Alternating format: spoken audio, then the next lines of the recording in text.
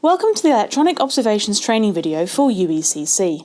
The aim of this video is to demonstrate how to record patient observations using the electronic form in Meditech. By the end of this video, you should feel able to use electronic observations or EOBS in your daily nursing care. Here is a step-by-step guide to completing EOBS in UECC. Firstly, open Meditech and click on the EDM tracker. From lists,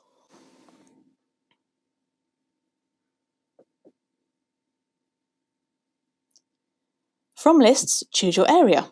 For the purposes of this video, the blue area has been selected. Locate the patient you want and click on the icon in the QL column next to the patient's name. For the purposes of training, Camilla Adams will be used. Select Work List from the drop-down menu. If a Manchester triage form has been completed, the observations form will be available to use. If observations are going to be done before triage, the form needs to be added. Click Add at the bottom of the screen. On the next page, click on Assessments and then type OBS at the top of the page. Select Observations and save.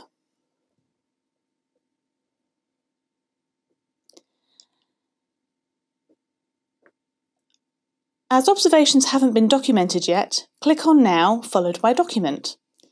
If observations have been completed on the Manchester triage, these will be visible in the top section of the OBS form. Answer the pregnancy status question. This will determine if the patient is scored according to mews or meows. Starting with temperature, begin to enter the patient's observations. Anything greyed out doesn't need completing.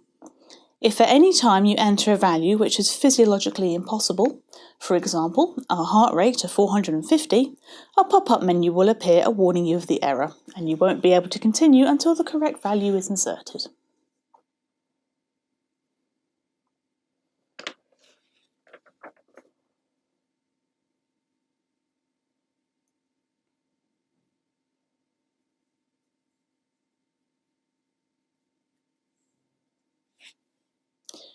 When entering SATs, remember to select the appropriate oxygen delivery system and state the amount of oxygen being delivered to the patient. For example, nasal cannula will require the oxygen rate in litres, Venturi valves in percentages.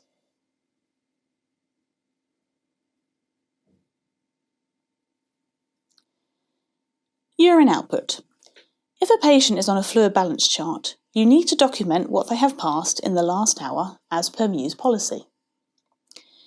If a patient is not on a fluid balance chart, please ask the patient if they have passed urine in the last 6 hours and document appropriately.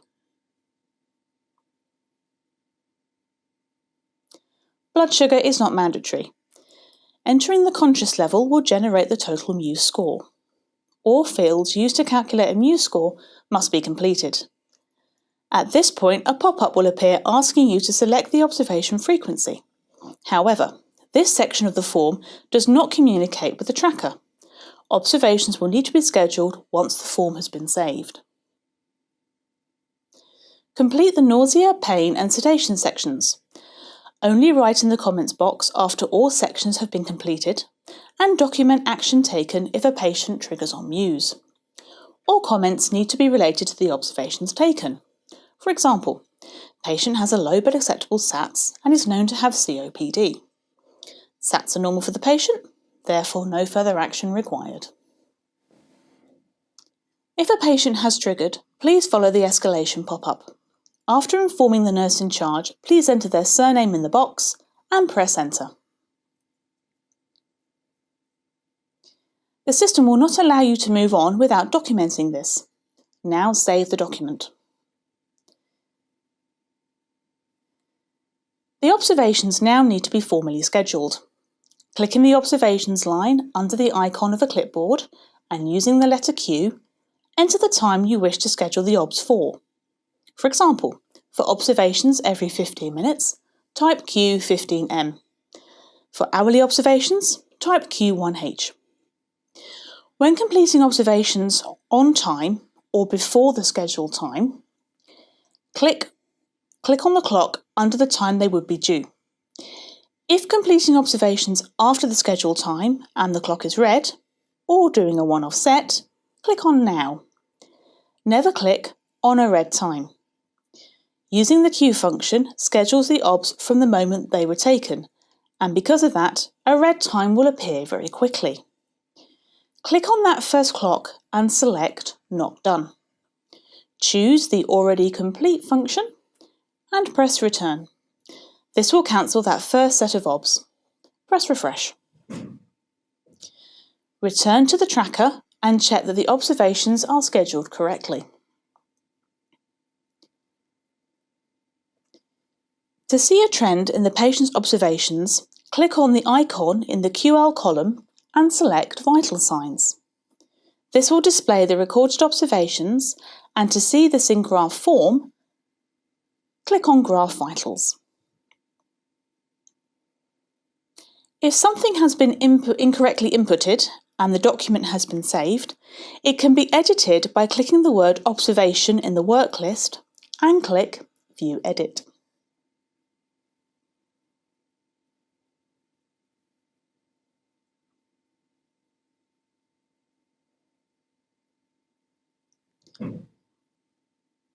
Only the person who had initially completed the observations can edit. If this is not possible, for example the person is no longer present, please contact IT. In order to complete lying and standing blood pressures, enter the lying blood pressure as part of a standard set of observations. Then enter the first standing BP in the comments box with the time you took it.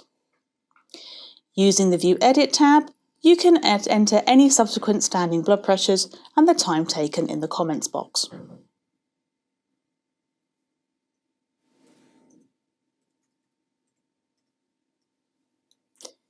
Do not record observations on paper and enter retrospectively. Enter observations in real time.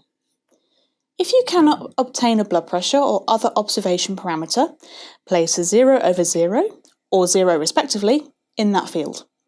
The system will calculate the highest mu score and document in the comments section what happened and how that has been escalated.